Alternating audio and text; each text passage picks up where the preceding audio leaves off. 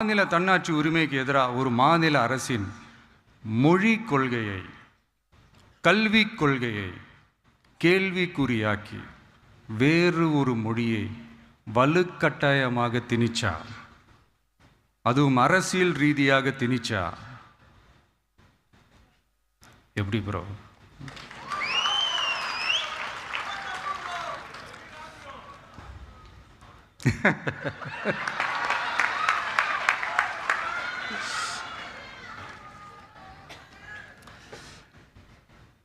அதனால் நம்மளுடைய தமிழக வெற்றி கழகம் சார்பாக நாமளும் இந்த பொய் பிரச்சாரங்களை எல்லாம் புறந்தள்ளிவிட்டு இதை நாங்கள் உறுதியாக எதிர்ப்போம்.